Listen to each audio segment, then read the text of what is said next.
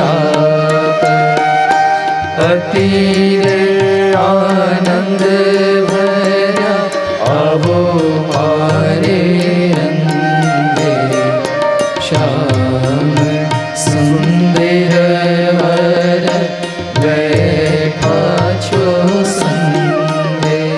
પ્રભુના દર્શન કરી રહી છે ગોપીજનો. એ સખી જો તો ખરા ઠાકોરજી કેવા સુંદર લાગે છે. એ મયુર પિચ્છોને મસ્તક પર ધારણ કર્યા છે. ગૈરિકા ધાતુઓ દ્વારા પ્રભુએ મલ્લવેશનું અનુકરણ કરતા એ મુકુંદ ભગવાન ગાયોને ઊંચા સ્વર કરીને બોલાવે છે, વેણુના કુંજન કરીને. અધર પર વેણુ પધરાવીને વેણુના નાદ કરતા કરતા ગાયોને આમંત્રણ આપે છે. દૂર દૂર ગયેલી ગાયોને પાછી બોલાવે અને વેણુનાદ જ્યારે ચારે બાજુ ફેલાય ત્યારે કલકલ કલકલ વહેતી નદીઓ સ્તબ્ધ બની જાય છે. મનમાં તો ઘણા મનોરથો કરીને બેઠી છે કે પ્રભુ પધારશે જ્યારે અમારા તટ પરથી, ત્યારે અમારી તરંગ રૂપી ભુજાઓને ફેલાવી ફેલાવી પ્રભુના ચરણોને પકડીશું. પણ જ્યારે પ્રભુએ વેણુનાદ કર્યો ત્યારે સમસ્ત ધર્મોને ભૂલી ગઈ છે, સમસ્ત ઈચ્છાઓ સમાપ્ત થઈ ગઈ છે અને કેવલ સ્તબ્ધ બની. આ ઈચ્છા તો છે કે પ્રભુના ચરણ કમલની અમને, ચરણ રજની અમને પ્રાપ્તિ થાય, પણ આ વેણુનાદ એવો છે કે બધી ઈચ્છાઓને સમાપ્ત કરી દે છે. સ્તબ્ધ બની ગઈ છે આ નદીઓ અને કેવલ પ્રભુના વેણુનાદમાં મગ્ન બની ગઈ છે. કારણ કે આ વેણુ તો માધ્યમ બન્યું છે. કારણ આ નદીઓએ જલપાન કરાવી આ વાંસમાંથી વેણુ બનાવી છે.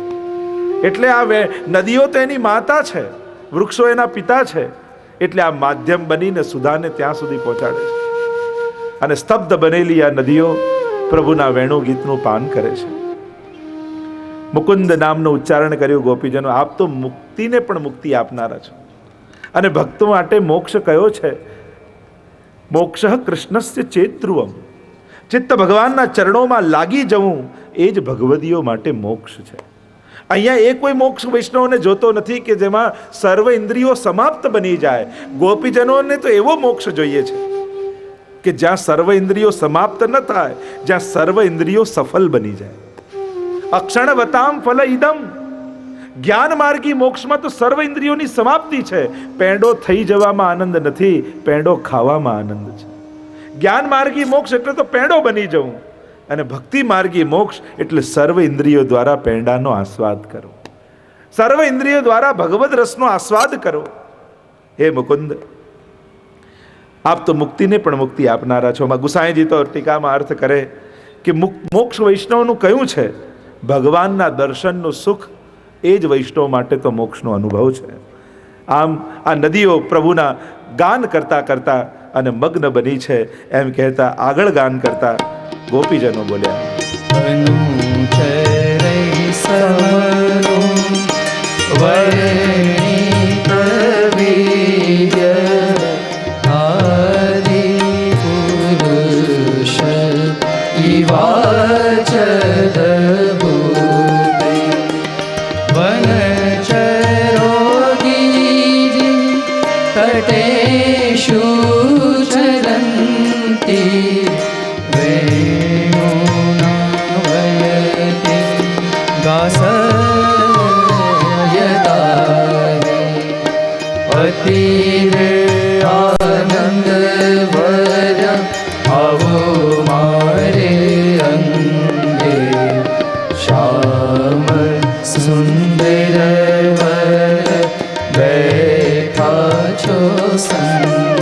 ગોપીજનો વર્ણન કરી રહી છે કે પ્રભુ આપ જ્યારે વેણુનાદ કરતા કરતા વનમાં પધારો ને, અને વેણુનાદ વૃક્ષો લતા પતાઓને જ્યારે એ નાદ પહોંચે છે, સુધાનો સંગમ થાય છે, ત્યારે એ લોકો પણ રોમાંચિત થાય છે.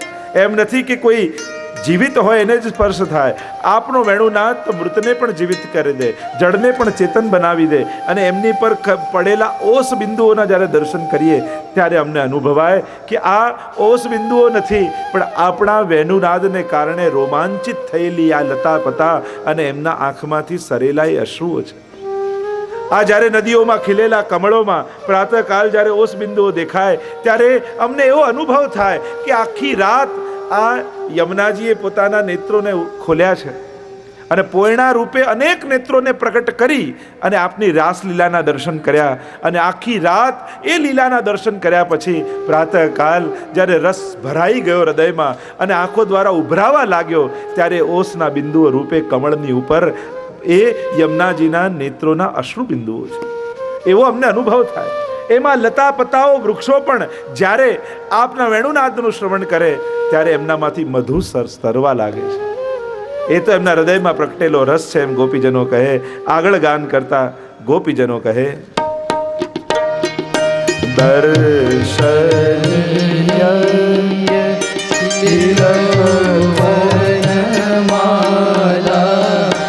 દિવ્ય ગંધ તુલસી મધુમતે હરલી કુલૈ પ્રલગુ ગીતમાભીષ્ટ આર્તિયન્યરહિ સંગીત વેણ હરિરે આનંદ ભર્યા આવો મારે અંગે શ્યામ સુંદર વર બેઠા છો સંગે.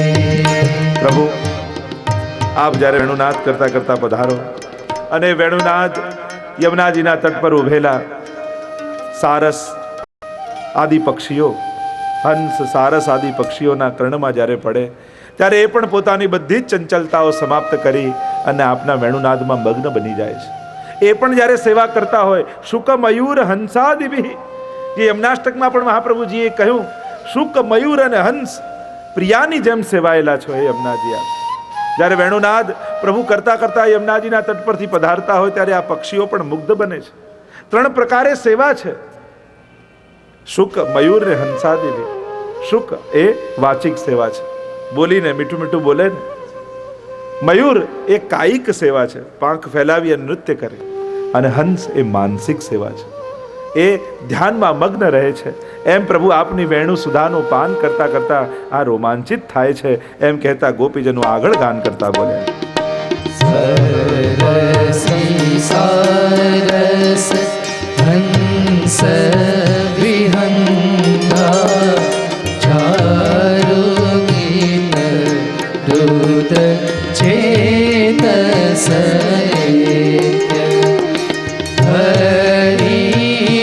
હરિમુપાસત તેયત ચિતા અંત મિલિત દૃશોદૂત મૌન બનીને આપના રસનું પાન કરે છે.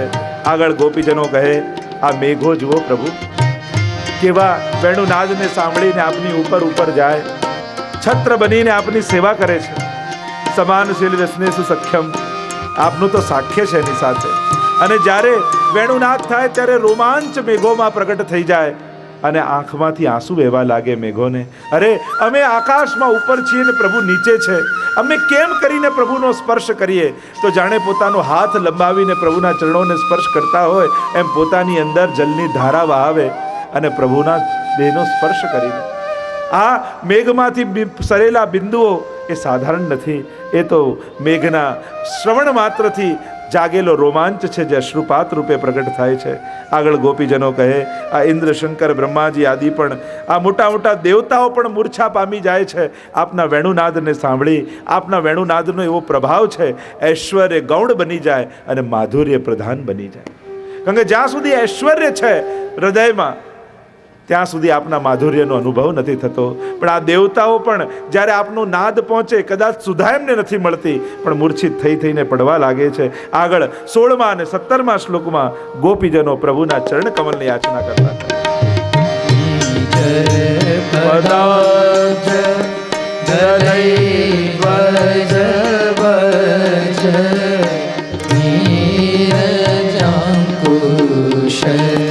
વિચિત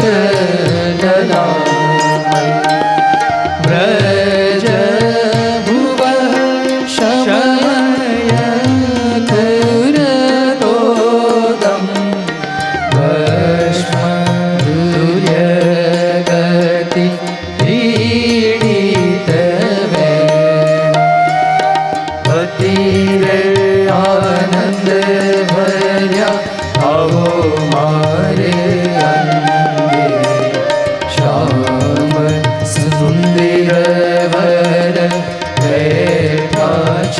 संगे व्रज व्यतीतेन वयं सविलास वीक्षणार्पित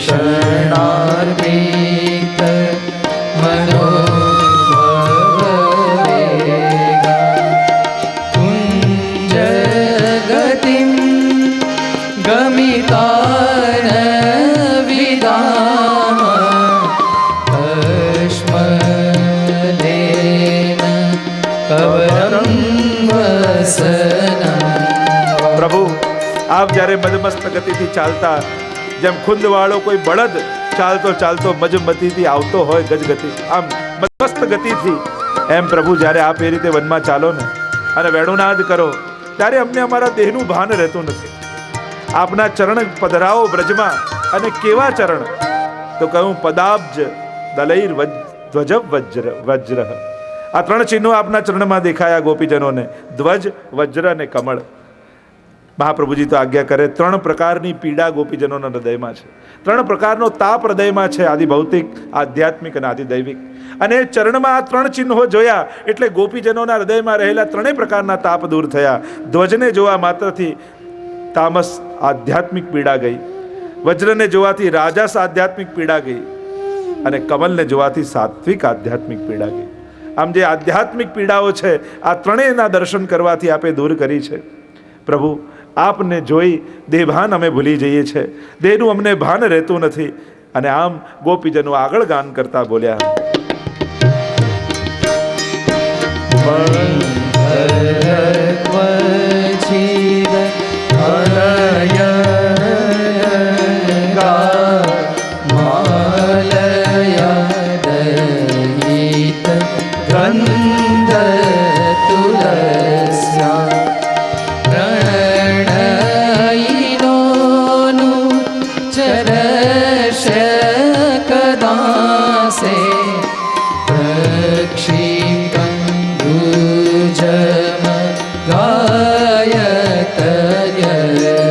ગોપીજનો 18મા અને 19મા શ્લોકના ગાન કરતા કહે કે જ્યારે પ્રભુ આપ વેણુનાદ કરો છો અને ચારે તરફ જ્યારે વેણુનાદ ગુંજવા લાગે છે, મણિઓને ધારણ કરનારા આપ, તુલસીજીના ગંધની માલાને ધારણ કરનારા આપ, ગાયોને ચરાવતી વખતે ચારે તરફ આપ જ્યારે પધારો છો અને વેણુનાદ કરો છો, અને એ વેણુનાદને સાંભળી આ હરણીઓ પોતાના કૃષ્ણસાર એવા હરણોની સાથે ત્યાં આવે છે.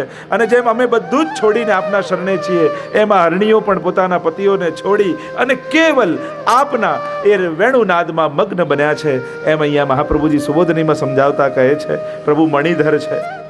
એ મણિ એ ગાયોનું આધિદૈવિક સ્વરૂપ છે. મહાપ્રભુજીએ કહ્યું, માલયા દૈત ગંધતુ લસ્યાહ, અને તુલસીની ગંધની માળા આપે ધારણ કરી છે, એ તો સ્વામીજીના શ્રીઅંગની ગંધ છે.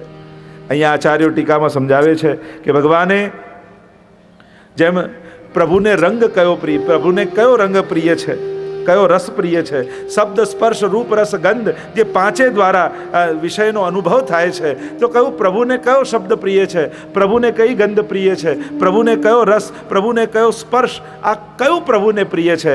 દરેકને સમજાવતા કહ્યું કે પ્રભુને નીલ રંગ પ્રિય છે, પ્રભુને ગોપીજનોનો સ્પર્શ પ્રિય છે, પ્રભુને વેણુનો શબ્દ પ્રિય છે, ગોપીજનોને પ્રભુને નવનીતનો રસ પ્રિય છે, અને પ્રભુને તુલસીજીની ગંધ પ્રિય છે. આમ શબ્દ સ્પર્શ રૂપ રસ અને ગંધ આ પ્રભુને આ પાંચે પ્રકારના ગમે છે.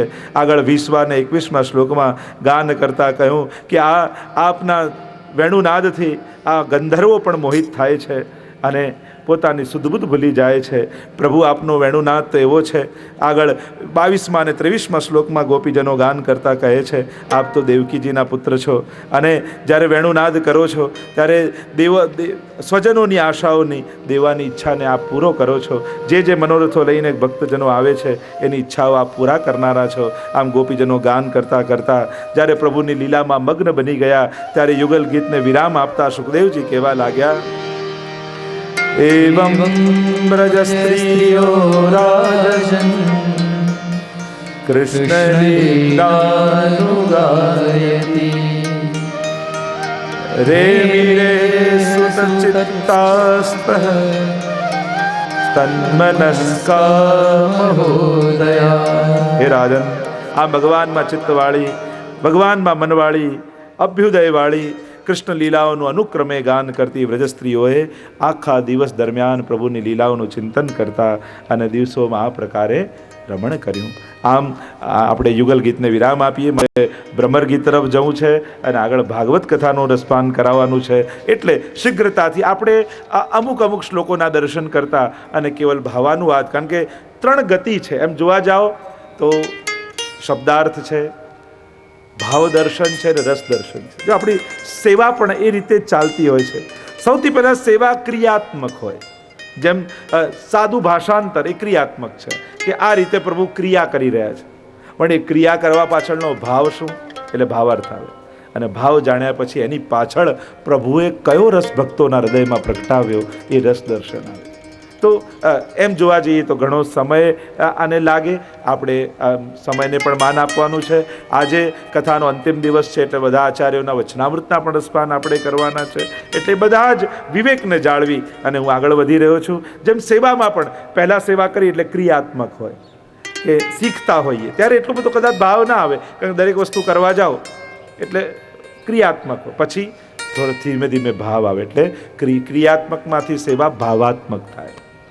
અને ભાવાત્મક સેવા કરતાં કરતાં ઠાકોરજી આધિ દૈવિક ભાવનું દાન કરે એટલે રસાત્મક બની જાય. પછી સેવાના એક ભાગ આપણે બની જઈએ અને ત્યારે રસાત્મક સેવા બની જાય. તો આ રીતે જ કથાનું પણ એ રીતે, જેમ સેવામાં આખી પદ્ધતિ છે ક્રિયાત્મક, ભાવાત્મક અને રસાત્મક, કથા પણ એ રીતે છે. પહેલાં ક્રિયાત્મક ઠાકોરજીની લીલાઓનું દર્શન થાય, પછી એ ભાવ ખ્યાલ આવે અને પછી રસાત્મક બને. તો આ રીતે ગોપીજનો ગાન કરતાં કરતાં પ્રભુમય બની ગઈ એમ સુખદેવજીએ વર્ણન કર્યું. આગળ આપણે ત્યાં જઈએ. ઉદ્ધવજીને જે ગીત ઉદ્ધવજીને માધ્યમ બનાવી, ભ્રમરને માધ્યમ બનાવીને ગોપીજનોએ જે ગીત ગાયું, જેને ભ્રમર ગીતના નામથી આપણે પ્રસિદ્ધ છે. ભાગવતજીનો 47મો અધ્યાય 10મા સ્કંદનો, સુબોધજીજી અનુસાર 44મો. કિંતુ ભ્રમર ગીત તરફ જતા પહેલા ઉદ્ધવજીનું આગમન પણ સમજવું જરૂરી છે. થોડોક 46મો એના પહેલાના અધ્યાયના કેટલાક શ્લોકોનું દર્શન કરી, અને કારણ કે ઉદ્ધવજીની ભાવ દશા, એની સ્થિતિ એ જ્યારે સમજીએ ત્યારે આ ભ્રમર ગીતને બરાબર ન્યાય આપી શકાય. એટલે થોડુંક પૂર્વના શ્લોકોનું દર્શન કરી અને પછી આપણે જઈશું. સ્વયં મહાપ્રભુજી પણ નિરોધ લક્ષણ ગ્રંથમાં ઉદ્ધવજીના વ્રજમાં આગમનનું સ્મરણ કરે છે. નિરોધ લક્ષ્મણ ગ્રંથમાં સ્વયં મહાપ્રભુજી આજ્ઞા કરતા કહે, ઉદ્ધવાગમને જાત ઉત્સવ સુમહાન્યથા વૃંદાવને ગોકુલે વા તથા મે મનસી ક્વચિત. સ્વયં મહાપ્રભુજી આજ્ઞા કરે છે કે નિરોધ લક્ષણ ગ્રંથમાં કે ઉદ્ધવજી જ્યારે ગોકુલ આવ્યા, વ્રજમાં આવ્યા, ત્યારે જે ઉત્સવ ત્યાં થયો એવો ઉત્સવ મારા હૃદયમાં ક્યારેક થાય. કારણ કે ઉદ્ધવજીનું રૂપ, એમનો શૃંગાર, એમનો પહેરવેશ બિલકુલ ઠાકોરજી જેવો છે. એટલે એક ક્ષણ તો ગોપીજનોને એમ થઈ ગયું કે સાક્ષાત ઠાકોરજી પધારે છે. એટલે એવો આનંદ ગોપીજનોના મનમાં થઈ ગયો કે મહાપ્રભુજીએ કહ્યું કે આવો આનંદ મારા મનમાં ક્યારે થાય. હરિરાયજી તો વિરહદશાની આજ્ઞા, ઉત્સવની વ્યાખ્યા કરતા જ કહે છે કે વિરહદશામાં ભગવદીઓના આગમનથી જે આનંદ પ્રગટે એને જ ઉત્સવ કહેવાય. જ્યારે પ્રભુનો ઉત્કટ વિરહ જાગ્યો, અભી બેઠ જાઓ, બાદમાં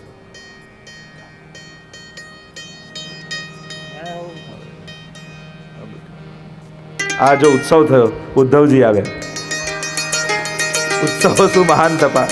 તો ગોપીઓની વાત કરતા આવેશ થયો ઉદ્ધવજીનો. ઉદ્ધવજીનો પરિચય આપતા 46મા અધ્યાયમાં 10મા સ્કંદના સુખદેવજી લખે છે, વૃષ્ણિનામ પ્રવરો મંત્રી કૃષ્ણસ્ય દૈત સખા શિષ્યો બૃહસ્પતે સાક્ષાત ઉદ્ધવો બુદ્ધિ સત્તમઃ. વૃષ્ણિનામ પ્રવરો મંત્રી, વૃષ્ણિક કુળના શ્રેષ્ઠ મંત્રી છે. કૃષ્ણસ્ય દૈત સખા, કૃષ્ણના શ્રેષ્ઠ સખા છે. ભગવાનના સખાઓમાં એક નામ જ્ઞાની રૂપે ઉદ્ધવજીનું પણ છે. કારણ કે છેક સુધી પરમાત્માની સાથે રહ્યા છે ઉદ્ધવજી. છેલ્લે બધાને મોકલ્યા અને ઉદ્ધવજી સાથે સંવાદ થયો છે. સખા છે અને કેવા છે? શિષ્યો બૃહસ્પતે સાક્ષાત, અને સાક્ષાત બ્રહ્માજીના શિષ્ય છે. જે જ્ઞાનનો પર્યાય કેવા એવા બ્રહ્માજી અને એના શિષ્ય છે.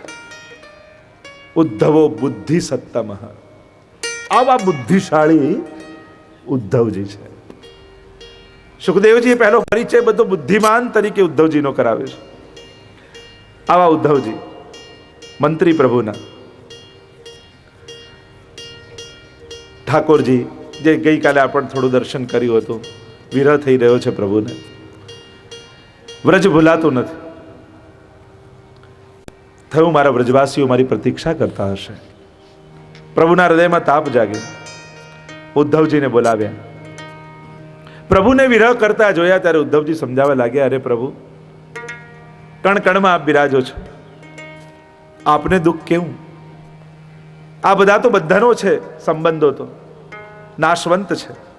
આપ જ દરેકના હૃદયમાં બિરાજો છો, આપ જ આત્મા રૂપે છો. જ્ઞાનનો ઉપદેશ કરવા લાગ્યા. પ્રભુ કહેવા લાગ્યા, આ ગોપીજનોને તું ઓળખતો નથી ઉદ્ધવ.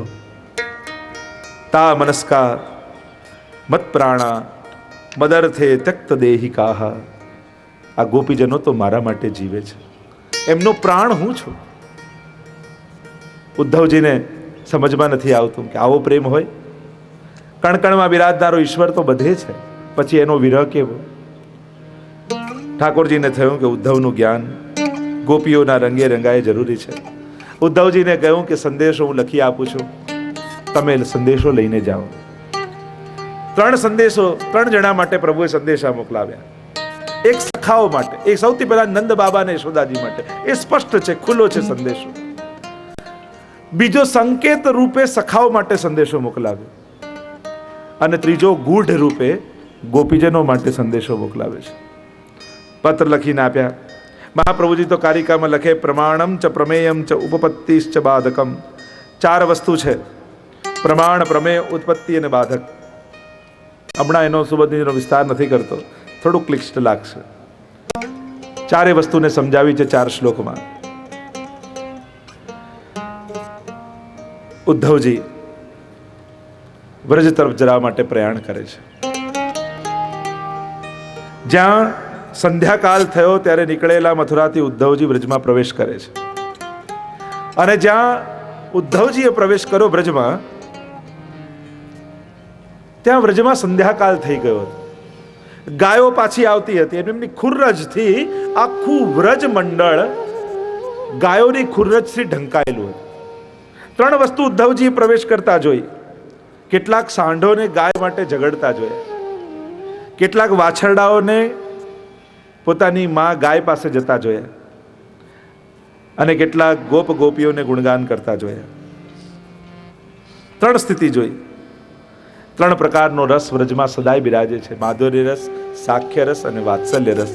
એના સંકેત ઉદ્ધવજીને મળ્યા. શીઘ્રતાથી આપણે જઈએ. 47મા અધ્યાયમાં ભ્રમર ગીતનું વર્ણન છે. સુબોધનીજી અનુસાર 44મો અધ્યાય 12 થી 21 શ્લોક સુધી ભ્રમર ગીતનું ગાન ગોપીજનોએ કર્યું છે. 9 સગુણ અને 1 નિર્ગુણ એમ 10 ગોપીઓએ મળીને 10 શ્લોકમાં ગાન કર્યું છે. પહેલા 1 થી 11 શ્લોકમાં આ અધ્યાયમાં ગોપીઓની ફરિયાદ છે. 12 થી 21 શ્લોકમાં આ અધ્યાયમાં ભ્રમર ગીતનું ગાન છે. 21 થી 38 શ્લોકમાં આશ્વાસન અને સંદેશ છે. 39 થી 54 શ્લોકમાં દોષોની નિવૃત્તિ, અને 55 થી 70 શ્લોકમાં ઉદ્ધવજીને પરમ સંતોષ થયો એનું વર્ણન છે. આइए प्रवेश करते हैं. श्री शुक उवाच. सुखदेवजी આ અધ્યાયમાં પ્રારંભ કરતા ઉદ્ધવજીનું વર્ણન કરતા બોલ્યા, તમ વિક્ષ કૃષ્ણાનુચરમ વ્રજસ્ત્રીય પ્રલંબ બાહુ નવકંજ લોચનમ. ઉદ્ધવજી કેવા છે? લાંબા લાંબા હાથ છે. મહાપ્રભુજી કહે કે 6 ઐશ્વર્ય જે ષટગુણ છે ને પ્રભુમાં, એ અહીંયા 6 ગુણમાં ઉદ્ધવજીમાં બતાવ્યા. એટલે કે સાક્ષાત ભગવત રૂપ કારણ કે સાક્ષાત એમ કહ્યું છે કે ઉત્સવ સ્વરૂપ ઠાકોરજીનું આ ઉદ્ધવજી છે. લાંબા હાથ છે ઉદ્ધવજીના, એ ક્રિયાશક્તિનું સૂચક છે. કમળ જેવા લોચન છે, વિરતાપને સમાવવાની જ્ઞાન શક્તિ ઉદ્ધવજીમાં છે. પીતાંબર સૂચવે છે ઠાકોરજીના શ્યામ વર્ણનું. કમળોની માળા ધારણ કરી છે તે કીર્તિ બતાવે છે. લસત મુખારવિંદ, મુખ કમળમાં તેજસ્વીતા છે, તે પ્રભુના ઐશ્વર્ય ધર્મ શ્રીનું સૂચન કરે છે. અને મણિ જેટલા કુંડળ ધારણ કર્યા છે વૈરાગ્યનું સૂચક છે. એમ સાક્ષાત પ્રભુ રૂપ ઉદ્ધવજી છે. ષટ ઐશ્વર્ય ધારણ કરવાવાળા છે. પ્રવેશ કરે છે, બ્રજમાં આવ્યા છે. નંદ બાબાને યશોદાજીને મળ્યા છે. નંદ બાબાને યશોદાજીએ પોતાના હૃદયની વાત કરી છે. ઉદ્ધવ, શું પ્રભુ હજી અમને યાદ કરે છે? એ ત્યાં મથુરામાં વ્યસ્ત થઈ ગયા છે. શું હજી અમારે બાલ લીલાના પ્રસંગોને ક્યારેક તારી આગળ કહે છે? અશ્રુપાત કરતા નંદ અને યશોદાજી ઉદ્ધવજી આગળ બધી જ બાલ લીલાઓની ચર્ચા કરે છે. સુંદર પ્રસંગો છે, ઘણા સુંદર અદ્ભુત. જ્યારે ઉદ્ધવજીને નંદ બાબા મળે ત્યારે એમનો સંવાદ પણ સમજવા જેવો છે. આપણે ભ્રમર ગીત તરફ જઈએ. ગોપીઓને મળવા માટે પધાર્યા છે ઉદ્ધવજી. સામે ગોપીઓનું યુથ છે અને ઉદ્ધવજી જ્યાં આવ્યા એટલામાં ગુનગુન ગુનગુન કરતો એક ભમરો ગોપીજનોની આસપાસ ફરવા લાગ્યો. અને ગોપીજનોને થયું કે હવે મોકો છે અને ભગવાને આ સંદેશો મોકલ્યો છે આની પાસે, દૂત પાસે. લાવો આ ભ્રમરને નિમિત્ત બનાવીને આને થોડું કંઈક સંભળાવીએ. કારણ કે પ્રભુની આટલા વર્ષોથી અમે પ્રતીક્ષા કરી રહ્યા છીએ, એકે વાર આવ્યા નહીં, અને આવ્યા તો આ દૂતને મોકલ્યો. અરે આ તો ભક્તિનો માર્ગ છે, આમાં દૂતીનું કામ છે, દૂતનું કામ નથી. આવ્યો ક્રોધ ગોપીજનોને મનમાં, અને લાવો કંઈક સંભળાવીએ એમ વિચાર કરી અને ભ્રમરને નિમિત્ત બનાવીને ગોપીજનો ગાન કરવા લાગ્યા. ગોપ્ય ઉચું મધુપકિતવ બંધો માસ્તૃષાનિકૃત્સપત્ન્યા તુચ વિલુલિત માલા કુમશ્મશ્રુભેદ વહતુ મધુપતિસ્તં માલિનીનાં પ્રસાદમ યદુ સદસી વિડમ્બ્ય યસ્ય દૂતસ્ત્વમેતુ. મધુપ, હે ભ્રમર, કિતવ બંધો, એ કપટીના મિત્ર,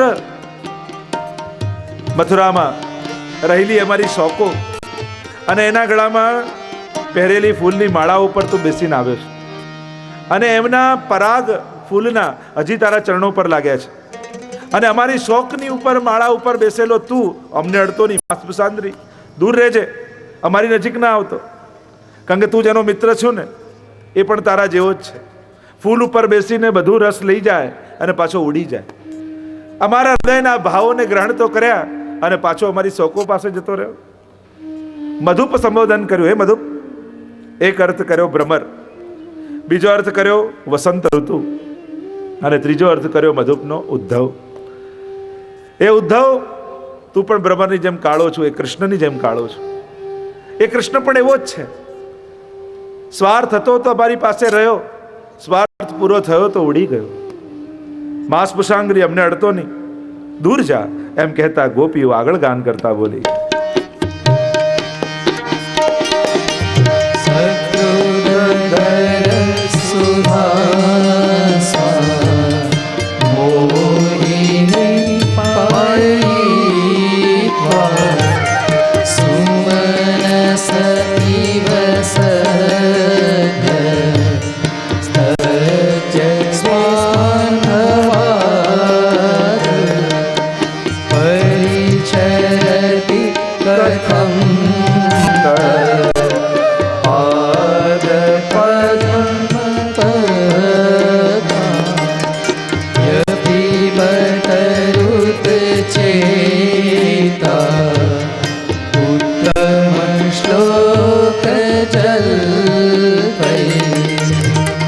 જેમ ફૂલોમાં લઈને ભમરો ઉડી જાય એમ અમારો બધો રસ લઈને ઉડી ગયો ભમરો.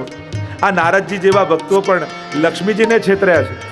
એમની આગળ ચરણોની સેવાને આટલા ગુણગાન કર્યા કે બિચારા લક્ષ્મીજી પણ હૃદયનું સ્થાન છોડીને ચરણોમાં આવીને બસી ગયા. એ તો છે જ કપટી. આ નારદજી જેવા ભક્તો પ્રભુની ચરણ સેવાના એટલા ગાન કરે અને એટલા વખાણ કરે કે લક્ષ્મીજીને પણ છેતર્યા છે આ તારા સખાએ. જા, દૂર જા, અમને અડતો નહીં, એમ કહેતા ગોપીઓ આગળ ગાન કરતા બોલી. બહુ ષડંગે ગાયસી ત્વં યદુના અધિપતિમ ગૃહાણા અગ્રતો ન પુરાણં વિજય સખ સખીના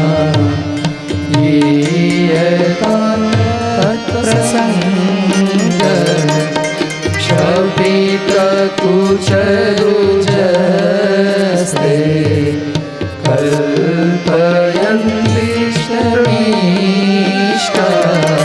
બમરો ગુનગુન કરતો આજુબાજુ ગોપીઓની આસપાસ ઉડવા લાગ્યો. એટલે ગોપીઓ કહેવા લાગી, આ તું ખોટી મહેનત કરે છે. અમે તો ઘર બાર છોડીને આમ વનમાં ફરનારા લોકો છીએ. અમારી આગળ એના ગુણગાન કરીશ તો કંઈ નથી મળવાનું. જા, અમારી ચોકો છે ને મથુરામાં, એની આગળ જઈને ગા. એ ઘણું બધું આપે એમ છે. કારણ કે ઠાકોરજી અમારા દુઃખને તો દૂર નથી કર્યું, પણ એમના દુઃખને રોજ દૂર કરે છે, એમને રોજ આનંદ આપે છે. તું એમની પાસે જઈશ ને તો તને ચોક્કસ ઇનામ મળશે. અને અમારી પાસે ખોટો મહેનત કરતો રહીશ તો કંઈ મળવાનું નથી. અમે તો સંત્યજ્ય સર્વ વિષયાન સ્તવ પાદ મૂલમ, બધું છોડી અને વનમાં આવીને નિવાસ કર્યો છે. અમે તો વૈરાગી બની ગયા છીએ અને પ્રેમમાં. તારે જોઈતું હોય તો મથુરા જઈને ગાન કર, એમ કહેતા આગળ ગાન કરતા ગોપીઓ બોલી. ભુવિ ચરસાયા પાસ્ત્રિયસ્તદુરાપા કપટ રુચિરહાસ ભ્રુવિજોવસ્યાસ્યુ ચરણ રજ ઉપાસ્તે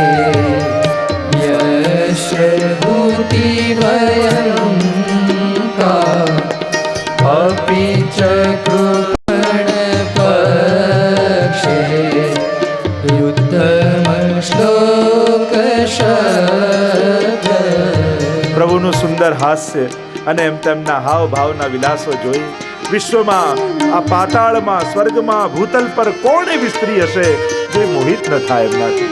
અને બધા પર એ દયા કરે છે, તો શું અમારા પર નહીં કરે? ચોક્કસ એ અમારા પર પણ દયા કરનારો છે. આ નિર્ગુણ ગોપી છે એટલે કૃપાની યાચના કરે છે. પ્રભુ પર ઉપાલંબ નથી આપતી, કે છે એ બધા પર કૃપા કરનારો છે તો અમારા પર પણ ચોક્કસ કૃપા કરશે. પ્રભુ કહે, તમે ગાલી બોલો ને એ પણ મને ગમે.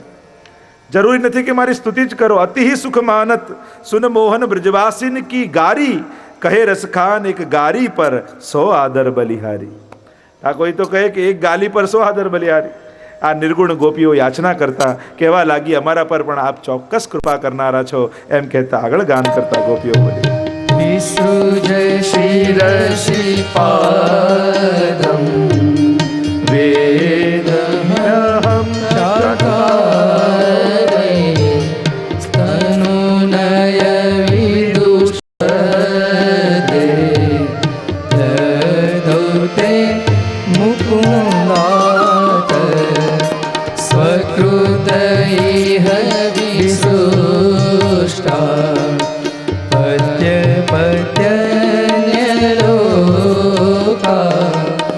વ્યસૃજત કૃત ચેતા કિન્નુ સંધેયસ્મિન. હે ભમરા, તો અહીંયા ગુનગુન કરતો અમારા માથા પર ન ફરીશ. પાછો જા, ઉડી જા. જેની પાછળ તું જેનો દૂત બનીને આવીને આ મોટી મોટી વિદ્વાનો જેવી વાતો કરે છે, આજે નાટક કરી રહ્યો છે ને અમને ખબર છે. અમને મોહિત કરવા માટે આવ્યો છે, અમે બધું જાણીએ છીએ. એ અમને છેતરનારો અને અમનું જેની પાછળ બધું જ અમે છોડી દીધું, છતાંય અમને મૂકીને જતો રહ્યો, એ પરમાત્મા સાથે સંધિ કેમ થાય? એની સાથે કેમ સંબંધ સુધારી શકાય? તું જતો રહે, અમારે તારી સાથે વાત નથી કરવી, એમ કહેતા ગોપીઓ આગળ ગાન કરતા બોલી. મૃગયુરીવ કપિન્દ્રમ વિવ્યધેનુધધર્મા સ્ત્રિય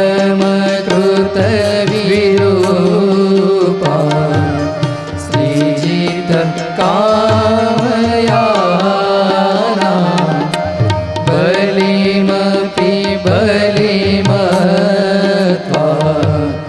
वेष्टयद्भांशव सदलमसितसखे भूयजस्ततथा।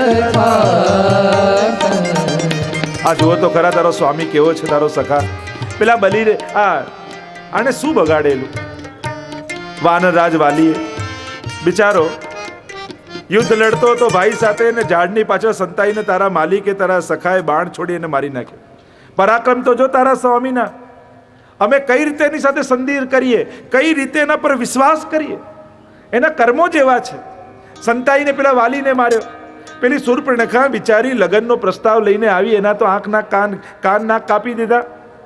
આવી કરી નાખી કદરૂપી. એને ન કરવા હતા લગ્ન તો ના પાડી દેવી હતી. આના કર્મો તો જુઓ. અને પેલો બલિરાજા બિચારો યજ્ઞ કરતો હતો શાંતિથી, એમાં તો બ્રાહ્મણનો વેશ ને આજ કપટ તો જુઓ. આના નાનકડું બાળક બનીને ગયા, ઓળખાય નહીં એવા. અને ગયા તો ખરા.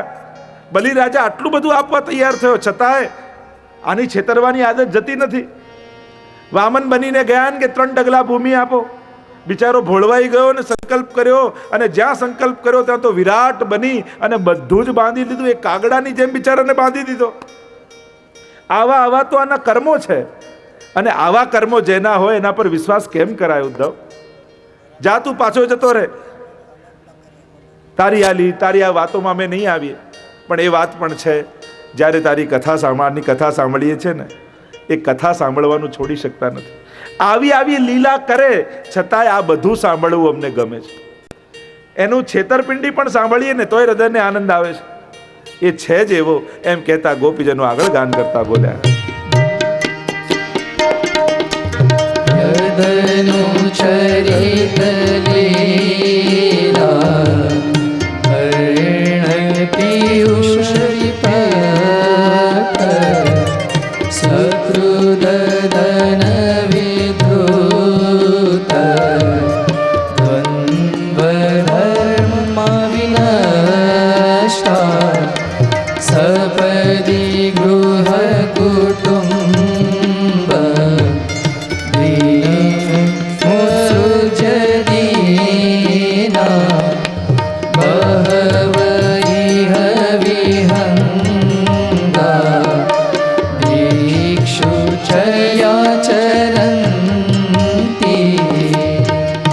કથા એવી છે કે એ અમૃતનું જે કોઈ કર્ણથી પાન કરી લે ને, એના રાગ દ્વેષ દ્વંદ્વો ધર્મો બધું જ છૂટી જાય, અને પરમહંસોની જેમ ઘરબાર છોડી અને કેવલ ભિક્ષા માંગવાનું આચરણ કરે. આપની કથા જ એવી છે. એ સાંભળતા સાંભળતા સર્વ રાગો વિસ્મૃત બની જાય છે. ચિત્ત કેવલ આપનામાં લાગી જાય છે. નથી સાંભળવી છતાં એવું વ્યસન લાગ્યું છે કે સાંભળ્યા વગર અમે રહી શકતા નથી. અને આમ પ્રભુના અનેક પ્રકારના ફરિયાદ કરતા કરતા ગોપીઓનું કંઠ રૂંધાઈ ગયું, મગ્ન બની ગઈ પ્રભુની લીલાઓમાં. ઉદ્ધવજી શ્રવણ કરતા કરતા પ્રભુના રંગે રંગાઈ ગયા. જ્ઞાન ઓગળી ગયું, અને ઓગળેલી બુદ્ધ જ્ઞાનમાંથી ભાવ પ્રગટ થયો. અરે આ પ્રેમ જોવો હોય તો ગોપીઓની આંખમાં જુઓ. ફરિયાદ કરતા કરતા પણ એ ફરિયાદમાં પણ કેવલ ફરીને યાદ જ છે પ્રભુની. કેવલ પ્રભુનું સ્મરણ જ છે, કેવલ પ્રેમ જ છલકી રહ્યો છે. એમના કટુ વચનમાં પણ પ્રેમના માધુર્ય છલકી રહ્યા છે. ઉદ્ધવજી કહેવા લાગ્યા, અહો યુયમ સ્વપૂર્ણાર્થા ભવત્ય લોક પૂજિતા. તમે કૃતાર્થ છો, તમે ધન્ય છો. હે ગોપીજનો, તમારા ચરણોની હું ધૂલી બનવા માંગુ છું. તમારા જેવો પ્રેમ કોઈ ક્ષણે મારા હૃદયમાં જાગે તો હું પણ કૃતાર્થ બની જાઉં. ઉદ્ધવજીનું જ્ઞાન ગોપીઓના રંગે રંગાઈ ગયું. પીગળ્યું જ્ઞાન, અને કઠોર હૃદયમાંથી ભાવનું ઝરણું ફૂટી નીકળ્યું. આમ ગોપીઓના રંગે રંગાયા છે. બહુ સંક્ષિપ્તમાં આપણે યુગલ ગીત અને ભ્રમર ગીત જોયા, કારણ કે મારે ભાગવતજીની કથાને આગળ લઈ જવું છે. પણ ભાવના હતી કે આ ગીત ગાઈએ એટલે આપણે કેટલાક શ્લોકોને ગાન કર્યા. અહીંયા આ ભ્રમર ગીતની કથાને હું વિરામ આપું. બોલો ગોવર્ધન નાથ કી જય, ભાગવત ભગવાન કી જય.